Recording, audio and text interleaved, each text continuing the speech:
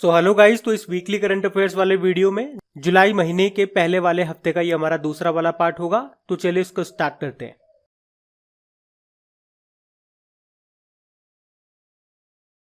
तो इस प्रश्न में आपको बताना है, अभी मिस इंडिया वर्ल्ड 2022 का खिताब किसने जीता? सिनी शेट्टी ने। तो अभी हाल ही में मुंबई में वीएलसीसी फेमिना मिस इंडिया के ग्रैंड फिनाले का आयोजन किया गया। इसमें मिस इंडिया वर्ल्ड 2022 का खिताब जीता है सिनी शेट्टी ने। अच्छा बताओ, मिस इंडिया वर्ल्ड 2020 कौन थी? तो आंसर होगा मानसा वाराणसी। और अभी ये इसका 58वां संस्करण था जिसको जीत लिया सिनी शेट्टी ने। इसमें फर्स्ट रनर अप रही है राजस्थान की रूबल शेखावत। राजस्थान वाले स्टूडेंट इनका नाम याद रखेंगे। और सेकंड रनर अप रही है उत्तर प्रदेश की शिनाता चौहान। तो उत्तर प्रदेश के स्टूडेंट इनका नाम भी याद रखना। बाकी सिनी शेट्टी ये कहाँ से हैं? ये कर्नाटक से हैं। चलो आप मुझे बताओ, अभी मिसेज इंडिया वर्ल्ड 2022-23 का खिताब किसने जीता? सरगम कौशल ने। 70वीं मिस यूनिवर्स का खिताब किसने जीता? हरनाथ संधू ने। ये चंडीगढ़ की हैं। और 70वीं मिस वर्ल्ड 2021 का खिताब जीता था कैरोलिना बिलावस्का ने। ये पोलैंड की हैं। ये प्रश्न भी एग्जाम में आया था। आपसे पूछूं कि पहली भारतीय मिस यूनिवर्स कौन बनी थी? सुष्मिता सेन बनी थी 1994 में।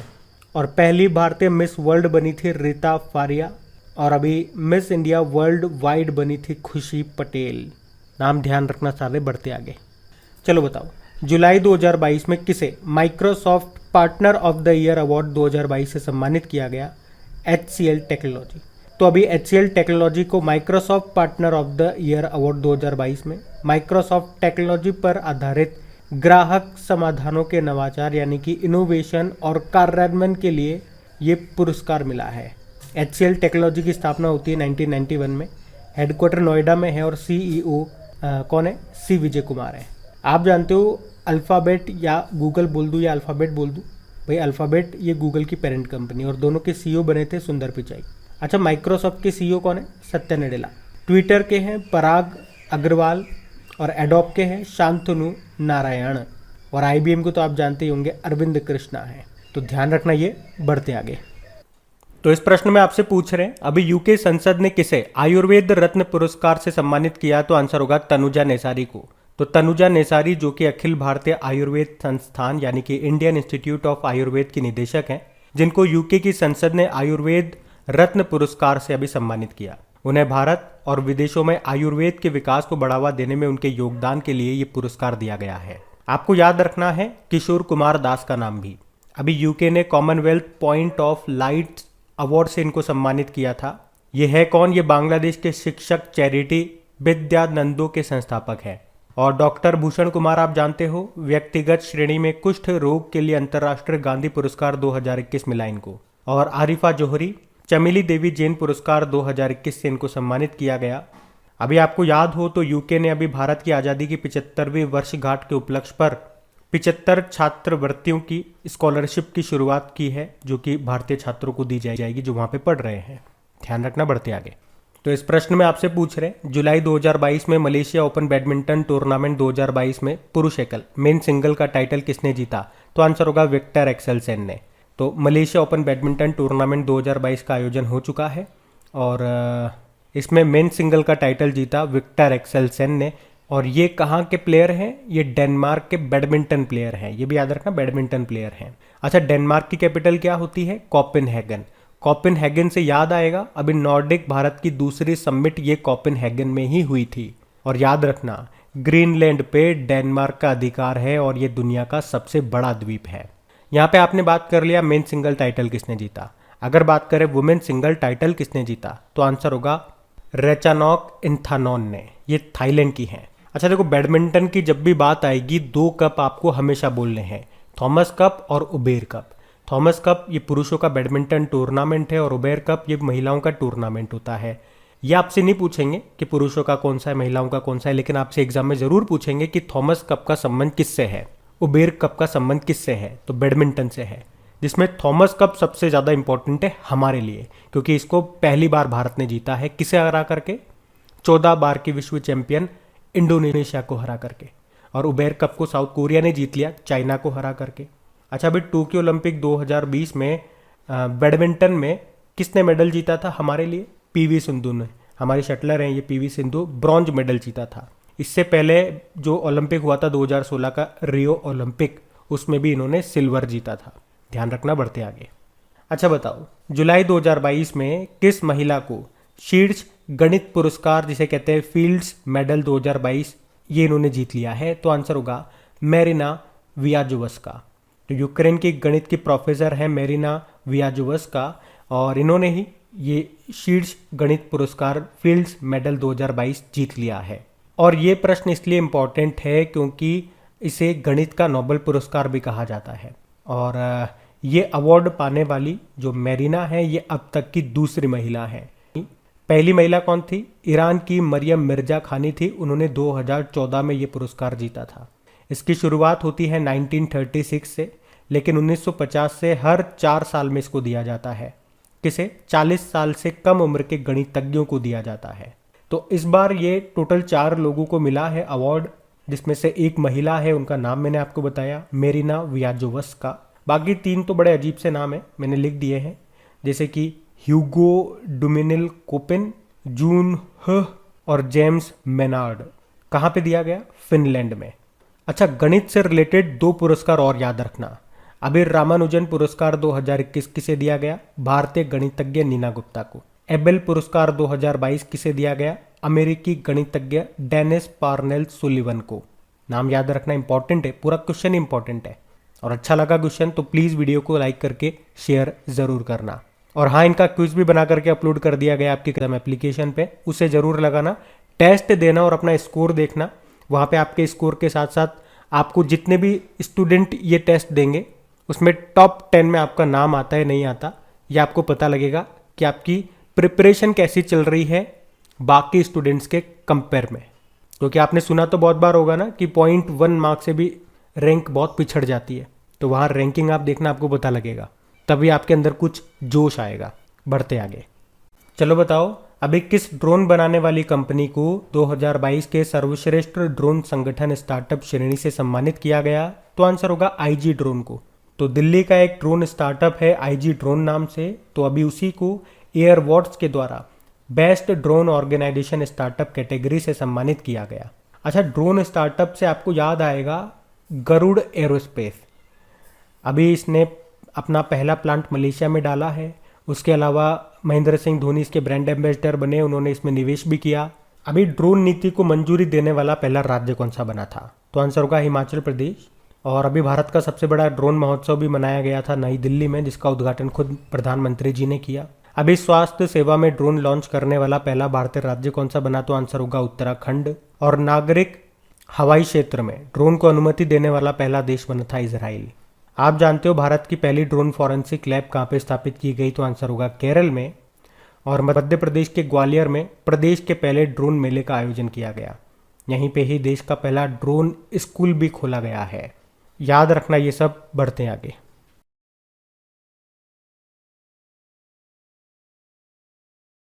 अभी हाल ही में नाइट फ्रैंक के द्वारा जारी एशिया प्रशांत स्थिरता सूचकांक एशिया पैसिफिक सस्टेनेबल इंडेक्स 2021 में कौन सा भारतीय शहर टॉप पर है? तो आंसर होगा बेंगलुरु।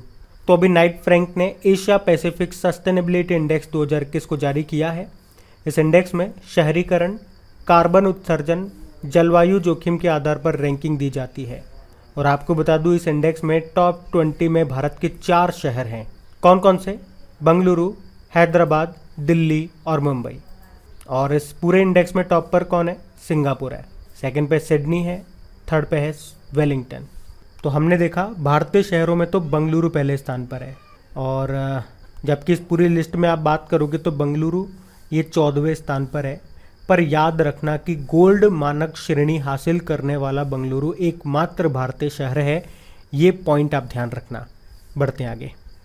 चलो बताओ, किस राज्य ने राष्ट्रीय खाद्य सुरक्षा अधिनियम 2002 के लिए राज्य रैंकिंग सूचकांक में शीर्ष पर रहा? तो आंसर होगा उड़ीसा।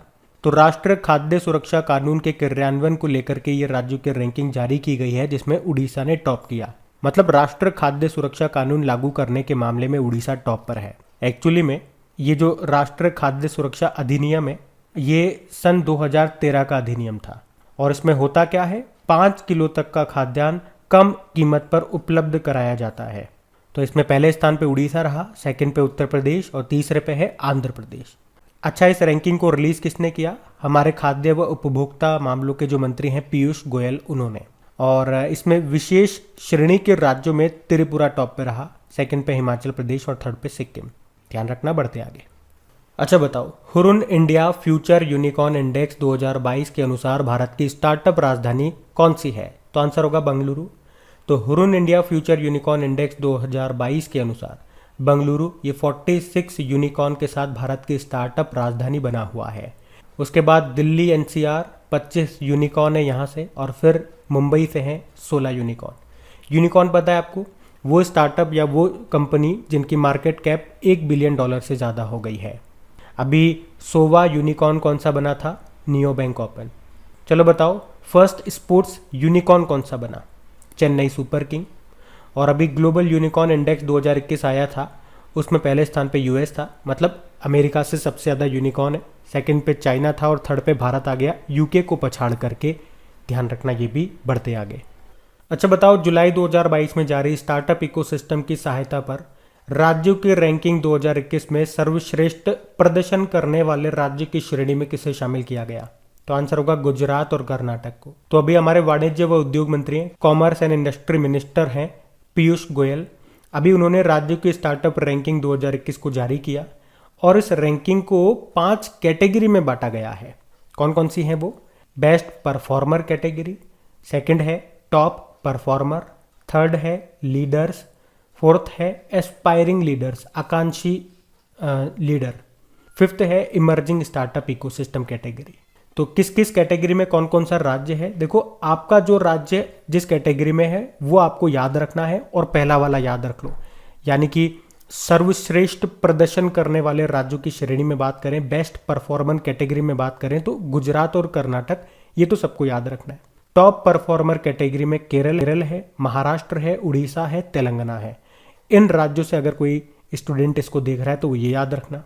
लीडर कैटेगरी में असम, पंजाब, तमिलनाडु, उत्तर प्रदेश और उत्तराखंड आता है। एस्पायरिंग कैटेगरी में छत्तीसगढ़, दिल्ली, मध्य प्रदेश और राजस्थान है। और इमर्जिंग स्टार्टअप इकोसिस्टम कैटेगरी में आंध्र प्रदेश और बिहार है। तो अपने अपने राज्य का याद रखना और एक टॉप का याद रख लेना। चलो, एक प्रश्न का उत्तर मुझे दे दो, नेशनल स्टार्टअप डे ये हम कब मना रहे हैं? बढ़ते आगे।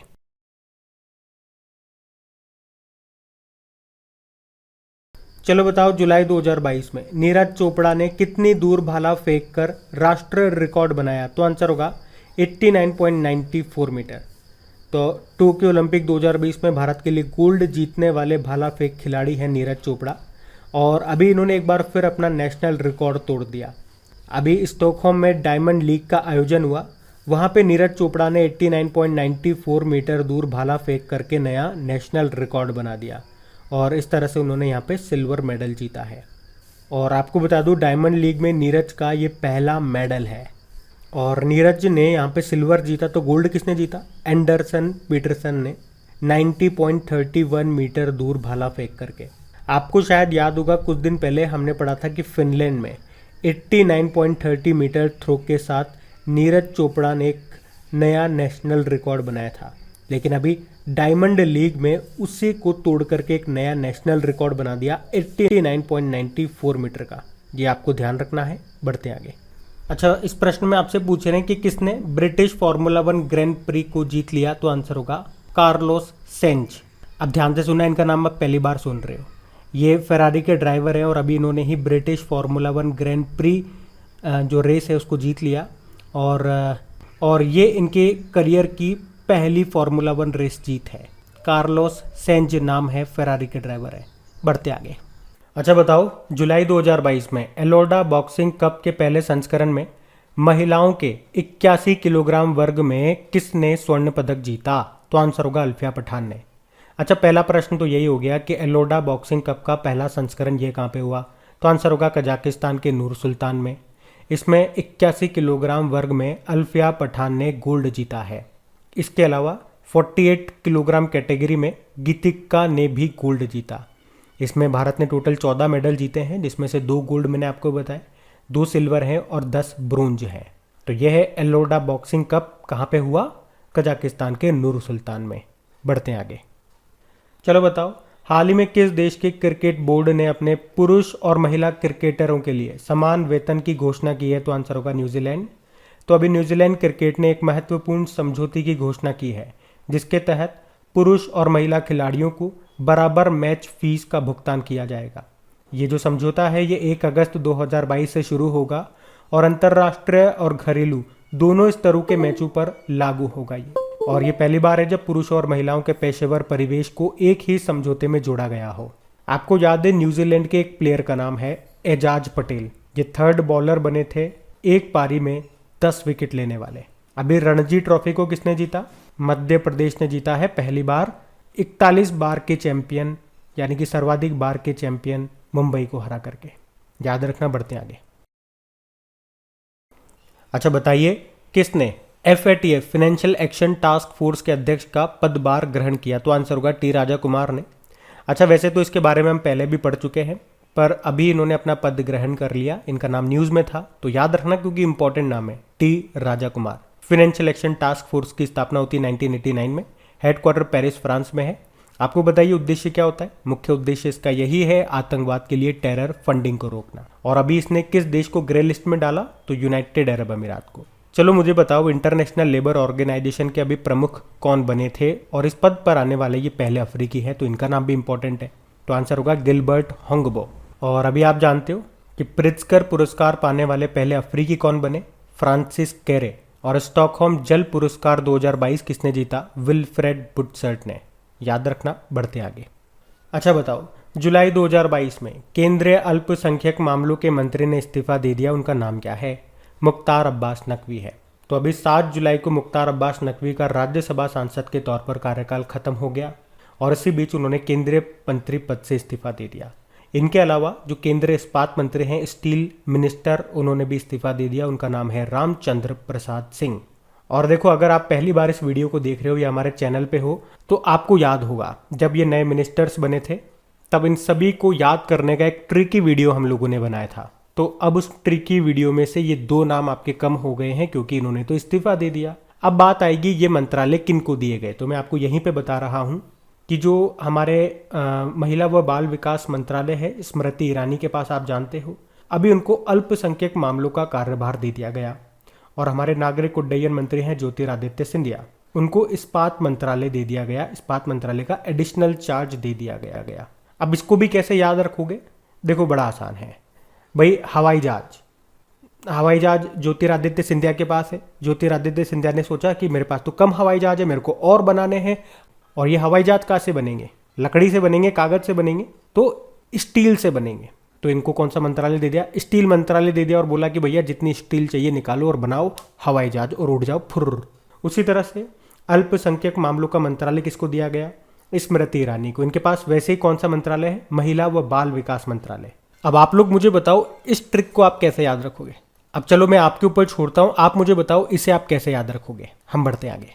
चलो बताओ, अभी किसे भारतीय विश्वविद्यालयों के संघ के अध्यक्ष के रूप में नियुक्त किया गया? तो आंसर होगा सुरंजन दास को। तो अभी जादवपुर विश्वविद्यालय के कुलपति हैं सुरंजन दास। इनको भारतीय विश्वविद्यालयों के संघ यानी कि एसोसिएशन ऑफ इंडियन यूनिवर्सिटीज का अध्यक्ष बनाया गया।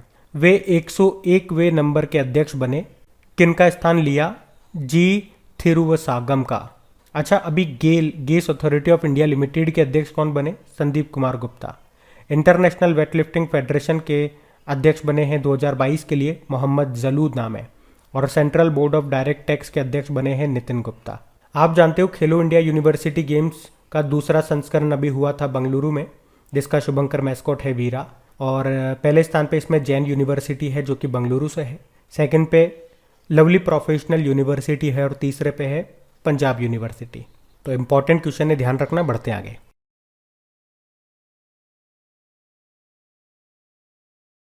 तो इस प्रश्न में आपको बताना है कि अंतर्राष्ट्रीय प्लास्टिक बैग मुक्त दिवस कब मनाया गया? तो आंसर होगा 3 जुलाई को। तो हर साल 3 जुलाई को ये international plastic bag free day के रूप में मनाया जाता है। तो ये लोगों को प्लास्टिक बैग और अन्य वस्तुओं के प्राकृतिक और पर्यावरण के अनुकूल विकल्पों का उपयोग करने के लिए प्रोत्साहित करने के लिए मनाया जाता है। पहली बार 2008 में मनाया था। आपको याद है अभी भारत में सिंगल यूज प्लास्टिक इसे बैन कर दिया गया 1 जुलाई 2022 से। और वैसे अभी हिमाचल प्रदेश सरकार ने single use plastic buy back योजना शुरू की थी। और जो डाबर है वो अभी first Indian plastic waste neutral FMCG company बना था। और इंडिया का पहला रिसाइकल्ड पीवीसी प्लास्टिक से बना क्रेडिट कार्ड लॉन्च किया गया था, किसके द्वारा? एचएसबीसी इंडिया के द्वारा। तो ये चीज़ें भी याद रखना। बढ़ते आगे, चलो बताओ अभी विश्व जूनोसिस दिवस कब मनाया गया? तो आंसर होगा 6 जुलाई को। तो हर साल 6 जुलाई को वर्ल्ड जूनोसिस डे के रूप में मनाया जाता है। इस दिन को मनाने का उद्देश्य क्या है? लोगों को जूनोटिक रोगों के बारे में जागरूक करना। एक्चुअली में ये जो दिन है ये फ्रांसीसी जीव विज्ञानी थे लुई पास्चर, उनकी सफलता के सम्मान में मनाया जाता है, क्योंकि लुई पास्चर ने ही 6 जुलाई 1885 को जूनोटिक बीमारी के खिलाफ पहला टीका सफलतापूर्वक लगाया था। जूनोसिस याद रखना, ये जानवरों से मनुष्य में फैलने वाली एक गंभीर बीमारी या संक्रमण है। चलो मुझे बताओ, चेचक के टीके की खोज किसने की थी? एडवर्ड जेनर ने। और पूछे रेबीज के टीके की खोज लुई पास्चर ने। ध्यान रखना, इंपॉर्टेंट, अच्छा क्वेश्चन है ये। बढ़ते आगे,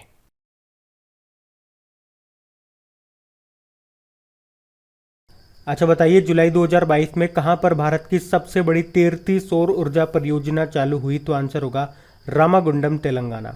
तो अभी भारत का सबसे बड़ा फ्लोटिंग सोलर पावर प्लांट ये तेलंगाना के रामागुंडम में स्थापित किया गया, जिसकी कैपेसिटी है 100 मेगावाट की। किसने शुरू किया? एनटीपीसी ने। चलो आप मुझे बताओ अभी किसने सूर्या नूतन नाम से एक इंडोर सोलर कुकटॉप लॉन्च किया था? तो आंसर होगा इंडियन ऑयल कॉरपोरेशन। अभी याद रखना, मैरकॉम इंडिया के अनुसार 10 गीगावाट सौर क्षमता को पार करने वाला देश का पहला राज्य कौन सा बना? तो आंसर होगा राजस्थान। और 100% सौर ऊर्जा से संचालित मंदिर कौन सा है? कोणार्क सूर्य मंदिर, जो कि है उड़ीसा का। इसी को ब्लैक पैगोडा भी कहा जाता है और 10 रुपये के करेंसी नोट पे इसी का चित्र अंकित है।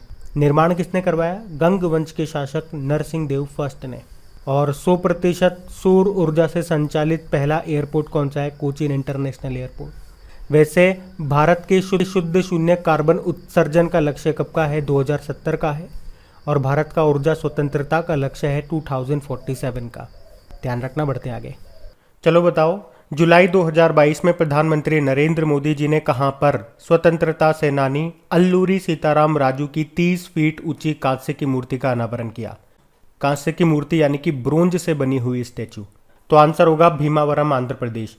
तो अभी प्रधानमंत्री जी ने आंध्र प्रदेश के भीमावरम में महान स्वतंत्रता सेनानी अल्लूरी सीताराम राजू की 125वीं जयंती के उपलक्ष्य पे उनकी 30 फीट ऊंची कांस्य की प्रतिमा का अनावरण किया। अच्छा, अल्लूरी सीताराम राजू की बात करें तो उन्होंने आदिवासी समुदाय के हितों की रक्षा के लिए लंबे समय तक संघर्ष किया था, इसलिए उनको जंगलों का नायक भी कहा जाता है। उन्हें बेहद कम उम्र में अंग्रेजों के खिलाफ युद्ध का नेतृत्व करने के लिए भी जाना जाता है। उन्होंने 1922 में रंपा विद्रोह का नेतृत्व किया था, जो कि ब्रिटिश सेना के खिलाफ था। अच्छा, स्टैच्यूज की बात चल रही है तो आपको याद है statue of knowledge BR Ambedkar ji की स्टैच्यू है, ये कहाँ पर स्थापित की गई? महाराष्ट्र के लातूर में। और स्टैच्यू ऑफ इक्वलिटी ये संत रामानुजाचार्य जी की स्टैच्यू है, जिसको स्थापित किया गया, 216 फीट ऊंची है, ये बैठी हुई मुद्रा में है। दुनिया की दूसरी सबसे ऊंची बैठी हुई मुद्रा में मूर्ति यही है, हैदराबाद में स्थापित किया गया। अच्छा, संत रामानुजाचार्य जी के अभी एक और स्टैच्यू को स्थापित किया गया है, जिसका उद्घाटन गृह मंत्री जी ने किया था। आप बताइए कमेंट बॉक्स में कि कहाँ पे। प्रश्न तो आगे हम पढ़ेंगे ही सही, लेकिन डेली करंट अफेयर्स में आप लोगों ने पढ़ा होगा, तो बताओ कहाँ पे, जिसे स्टैच्यू ऑफ पीस कहते हैं। और यहीं से एक और प्रश्न बनेगा, स्टैच्यू ऑफ पीस, इसका उद्घाटन प्रधानमंत्री जी पहले भी कर चुके हैं, वो किसकी स्टैच्यू है, कहाँ पर है, ये बताओ। बाकी आगे मैं आपको डिटेल में बताऊंगा। और स्टैच्यू ऑफ यूनिटी तो आप जानते ही हो, सरदार पटेल जी की है, केवड़िया गुजरात में दुनिया की सबसे ऊंची स्टैच्यू है। और आंध्र प्रदेश से आप याद रख सकते हो, वन क्षेत्र में वृद्धि के मामले में सबसे नंबर 1 पर आंध्र प्रदेश रहा।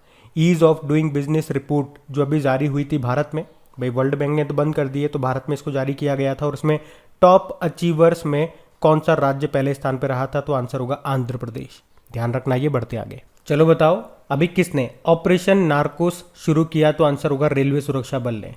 तो अभी रेलवे प्रोटेक्शन फोर्स ने रेल के माध्यम से नशीले पदार्थों की तस्करी को रोकने के लिए 1 महीने के लिए ये अभियान चलाया था, और उसी को नाम दिया था ऑपरेशन नार्कोस। इसमें इन्होंने 7.40 करोड़ रुपए से अधिक मूल्य के नशीले पदार्थों को बरामद किया। ये ऑपरेशन अभी जून के महीने में चलाया गया था। आपको याद होगा कुछ समय पहले रेलवे प्रोटेक्शन फोर्स ने ऑपरेशन सतर्क भी चलाया था। अवैध तंबाकू उत्पादों के परिवहन को रोकने के लिए था वो ऑपरेशन। इसी तरह से इन्होंने ऑपरेशन आहट भी शुरू किया था महिलाओं व बच्चों की तस्करी को रोकने के लिए। और ऑपरेशन मेरी सहेली पता है, दक्षिण पूर्वी रेलवे ने इसको चलाया था महिलाओं की सुरक्षा के लिए, उन्हें सुरक्षित अपने डेस्टिनेशन तक पहुंचाने के लिए। और ऑपरेशन गंगा क्या है? यूक्रेन में फंसे हुए भारतीयों को वापस भारत लाने के लिए जो ऑपरेशन चलाया था उसका नाम है ऑपरेशन गंगा। और उसी तरह से अफगानिस्तान से भारतीयों को वापस लाने के लिए जो ऑपरेशन चलाया था वो है ऑपरेशन देवी शक्ति। ये भी ध्यान रखना बढ़ते आगे। वैसे रेल मंत्री कौन है? अश्विनी वैष्णव है। और रेलवे बोर्ड के नए चेयरमैन और सीईओ कौन बने? विनय कुमार त्रिपाठी। अब आप लोग बताओ, विनय कुमार सक्सेना ये अभी क्या बने हैं? नया अपॉइंटमेंट है इनका, बताओ, हम बढ़ते आगे। चलो बताओ, अभी किस राज्य की काई चटनी को जीआई रजिस्ट्री के लिए प्रस्तुत किया गया? तो आंसर होगा उड़ीसा। देखो यहाँ पे काई का मतलब हो गया रेड वीवर चींटी। वीवर मतलब बुनकर, तो बुनकर चींटी भी आप बोल सकते हो जो कुछ बनाती है। एक्चुअली में ये जो रेड वीवर चींटियाँ हैं ये पेड़ों की पत्तियों से एक घोंसला बनाती है। इस घोंसले की भी खास बात है, ये इतना मजबूत आप कह सकते हो कि ये हवा का सामना कर सकता है। इतने मजबूत होते हैं कि जब बारिश वगैरह आती है तो पानी भी इन घोंसलों के अंदर नहीं जा सकता। इस तरह से ये इसको बनाती है। तो ये जो रेड वीवर चींटियाँ है ये उड़ीसा का जो मयूरभंज जिला है वहाँ पे बहुत मात्रा में पाई जाती है। और वहाँ के जो आदिवासी हैं, जो ट्राइब्स हैं, वो इन चींटियों से एक पेस्ट तैयार करते हैं जिसे ही कहा गया है काई चटनी। मतलब वो इन चींटियों से चटनी बनाते हैं और उसको खाते हैं, सीधी सी बात। और वो कहते हैं ये जो चटनी है, अगर फ्लू हो जाता है, किसी को सामान्य सर्दी हो जाती है, काली खांसी, इन सब से छुटकारा पाने, भूख बढ़ाने, आंखों की रोशनी को प्राकृतिक रूप से बढ़ाने में मदद करती है। और अब इसी काई चटनी के लिए अब उड़ीसा ने आवेदन किया है जीआई टैग पाने के लिए। जीआई टैग, जीआई मतलब जोग्राफिकल इंडिकेशन। तो इसका अधिनियम आया था 1999 में। तो जीआई टैग ये अधिनियम है 1999 का, लागू हुआ था 2003 में। और कितने वर्षों के लिए, अगर किसी प्रोडक्ट को जीआई टैग मिलता है तो कितने वर्षों के लिए वैलिड रहता है? 10 सालों के लिए। जबकि पेटेंट मिलता है तो वो 20 सालों के लिए वैलिड है। पहला जीआई टैग मिला था किसे? दार्जिलिंग टी को, 2004 की बात है, पश्चिम बंगाल की है दार्जिलिंग टी। ध्यान रखना, बढ़ते आगे। अच्छा बताओ, अभी किस देश की वायुसेना हिंदुस्तान एरोनॉटिकल लिमिटेड निर्मित तेजस लड़ाकू विमान खरीदेगी? तो आंसर होगा मलेशिया। ये तेजस भारत में स्वदेशी तकनीक से बना 4th जनरेशन का हल्का लड़ाकू विमान है, लाइट कॉम्बैट एयरक्राफ्ट है। ये एक सुपरसोनिक फाइटर जेट है जिसे हिंदुस्तान एरोनॉटिक लिमिटेड ने बनाया है। और अभी भारत और मलेशिया के बीच में इस फाइटर जेट की डील के लिए बातचीत चल रही है। अगर फाइनल हो जाती है, डील हमारे पक्ष में रहती है, तो वो इसे खरीद लेगा। अच्छा, वैसे हिंदुस्तान एरोनॉटिक्स लिमिटेड की बात करें तो इसका हेडक्वार्टर आपको बंगलुरु में मिलेगा और इसके सीएमडी कौन है? आर माधवन है। चलो मुझे बताओ, कौन सा देश भारत से ब्रह्मोस मिसाइल खरीदेगा? तो आंसर होगा फिलीपींस। आपको याद है अभी वर्ल्ड एयर पावर इंडेक्स आया था जिसमें पहले स्थान पे थी अमेरिका की एयरफोर्स, दूसरे पे रशिया की एयरफोर्स और तीसरे पे थी भारतीय वायुसेना। आप जानते हो हमारे एयर चीफ मार्शल कौन है? विवेक राम चौधरी हैं। और एयरफोर्स डे हम 8 अक्टूबर को मनाते हैं। नेवल चीफ हमारे आर हरि कुमार है। और नौसेना दिवस 4 दिसंबर को होता है। अभी नए हमारे थल सेना प्रमुख आर्मी चीफ बने थे, उनका नाम है मनोज पांडे, 29 नंबर के हैं वो। और आर्मी डे हम 15 जनवरी को मनाते हैं, ये भी याद रखना, बढ़ते आगे। अच्छा बताओ, अभी जुलाई 2022 में सीबीएसई ने कौन सा पोर्टल लॉन्च किया? तो आंसर होगा परीक्षा संगम। तो अभी सीबीएसई ने विद्यार्थियों की सुविधा के लिए परीक्षा संगम पोर्टल को लॉन्च किया है। यहाँ स्टूडेंट्स को रजिस्ट्रेशन से लेकर बोर्ड की परीक्षा परिणाम घोषित होने तक की पूरी जानकारी मिल जाएगी। अभी सीबीएसई की नए अध्यक्ष कौन बनी थी बताओ? निधि छिब्बर। आपको याद हो तो कुछ समय पहले सीबीएसई ने दोस्त फॉर लाइफ मोबाइल एप्लीकेशन को भी लॉन्च किया था। छात्रों और अभिभावकों के लिए था वो। और अभी एनसीईआरटी के अध्यक्ष बन गए हैं कौन? दिनेश प्रसाद सकलानी। नाम याद रखना, बढ़ते आगे। चलो बताओ, अभी किस बीमा कंपनी ने साइबर वॉल्ट एज बीमा योजना को शुरू किया? तो आंसर होगा एसबीआई जनरल इंश्योरेंस। तो अभी एसबीआई जनरल इंश्योरेंस ने, याद रखना, साइबर वोल्टेज इंश्योरेंस प्लान को लॉन्च किया है। यह व्यक्तियों के लिए एक व्यापक साइबर बीमा कवर है जो साइबर जोखिमों और हमलों से होने वाले वित्तीय नुकसान से सुरक्षा प्रदान करता है, मतलब साइबर सिक्योरिटी देता है। एसबीआई जनरल इंश्योरेंस की स्थापना होती है सन 2009 में। मुंबई में हेडक्वार्टर है। एमडी सीओ प्रकाश चंद्र कांडपाल है। याद होगा कुछ समय पहले इसने हैशटैग बहाने छोड़ो टैक्स बचाओ अभियान भी शुरू किया था। अभी LIC ने धन संचय योजना शुरू की थी और बजाज आलियांज जनरल इंश्योरेंस, इसने एक तो अभी ग्लोबल हेल्थ केयर प्रोग्राम शुरू किया, उससे पहले केयर फॉर हॉकी कैंपेन शुरू किया था और अभी इसके नए MD CEO बने तपन सिंघल। चलो आप मुझे बताओ, अभी तपन कुमार डेका, इनकी अभी नियुक्ति की गई थी, अपॉइंटमेंट है नया वाला, क्या बने हैं ये? इंपॉर्टेंट नाम है ये, बताना पड़ेगा। बढ़ते आगे। अच्छा बताओ, अभी जुलाई 2022 में केंद्रीय मंत्री हैं डॉक्टर जितेंद्र सिंह, इन्होंने कहाँ प्रौद्योगिकी नवाचार केंद्र है तिहान, इसका उद्घाटन किया? तो आंसर होगा IIT हैदराबाद में। पहले तो तिहान की फुल फॉर्म देखो, technology innovation hub on autonomous navigation. अच्छा, इसका उद्घाटन तो अभी केंद्रीय मंत्री डॉक्टर जितेंद्र सिंह जी ने किया, पर अगर आप डेली हमारा करंट अफेयर्स का लेक्चर पढ़ते होंगे तो आपको याद आएगा 2020 में हमने पढ़ा था, उस समय जो शिक्षा मंत्री हुआ करते थे, कौन? रमेश पोखरियाल निशंक। उन्होंने IIT हैदराबाद में इसकी आधारशिला रखी थी, फाउंडेशन स्टोन, और अभी इसका उद्घाटन किया डॉक्टर जितेंद्र सिंह जी ने। तो मानव रहित हवाई वाहन जो होते हैं, जिसे आप ड्रोन कहते हो, और दूर से संचालित जो वाहन होंगे वही ड्रोन ही हो गया, अनमेन्ड एयर व्हीकल UAV, उससे संबंधित विकास के कार्य यहाँ पे किए जाएंगे। तो याद रखना कहाँ पर इस टेक्नोलॉजी इनोवेशन सेंटर तिहान का उद्घाटन किया गया, तो आंसर होगा IIT हैदराबाद में। बाकी आपको याद है, अभी भारतीय रेलवे ने भारत का पहला स्वदेशी हाइपरलूप विकसित करने के लिए किसके साथ समझौता किया था? IIT मद्रास के साथ। और अभी IIT मद्रास ने ही एक रोबोट है होमोसेप नाम से वो डेवलप किया है सेप्टिक टैंक को साफ करने के लिए। और IIT मद्रास ने भारत का पहला स्वदेशी पॉलीसेंट्रिक प्रोस्थेटिक घुटने का अनावरण भी किया था। और IIT मद्रास ने पहला स्वदेशी मोटर चलित व्हील चेयर भी डेवलप किया, जिसका नाम है नियोबोल्ट। तो ये सारे इंपॉर्टेंट पॉइंट्स हैं, याद रखना। इसके अलावा एक प्रश्न का उत्तर आप लोग दो, भारत के बाहर अपना पहला IIT ये कहाँ पे बनेगा, बताओ। तो गाइज ये लीजिए, इसी वीडियो के साथ जुलाई का पहला वाला वीक आपका कंप्लीट हो चुका है। दोनों पार्ट की क्विज बना करके अपलोड कर दी गई है आपके क्रैक एग्जाम एप्लीकेशन पे। टेस्ट लगाने की जिम्मेदारी आपकी है। टेस्ट लगाओगे, चीजें आपको लंबे समय तक याद रहेगी। सीधी सी बात है, टेस्ट नहीं लगाओगे, इनका रिवीजन नहीं करोगे, तो आपने जो अभी आधा एक घंटा दिया है इस वीडियो को, ये आपका बर्बाद हो जाएगा। आपको चीजें याद नहीं रहेंगी, ये फैक्ट बात है, ये आप भी जानते हो अच्छी तरह से। अपने आप को बेवकूफ बनाना बंद करो, मेहनत करो, रिवीजन करो साथ के साथ। कुछ भी नया पढ़ने से ज्यादा इंपॉर्टेंट ये होता है कि आप पुरानी जो पढ़ी हुई चीजें हैं उनका कितना रिवीजन कर पा रहे हो, उनको कितना याद रख पा रहे हो। आपने एक कहावत तो सुनी होगी ना, टॉप पे पहुंचना आसान है लेकिन वहां पर टिके रहना मुश्किल है। उसी तरह से एक कहावत मेरी भी सुन लो, कुछ भी नया पढ़ना आसान है लेकिन पुरानी जितनी भी पढ़ी हुई चीजें हैं उनको याद रखना मुश्किल है, उनको रिवाइज करना टाइम टू टाइम वो मुश्किल है, और वो मुश्किल कार्य आपको करना है। क्योंकि नया तो सब बच्चे पढ़ लेंगे लेकिन पढ़ा हुआ याद कौन रखेगा, उसी का सिलेक्शन होएगा, उसी पे निर्भर करेगा सिलेक्शन। अब आप उसी पे निर्भर करेंगे आपके सपने, आपके माँ बाप के सपने।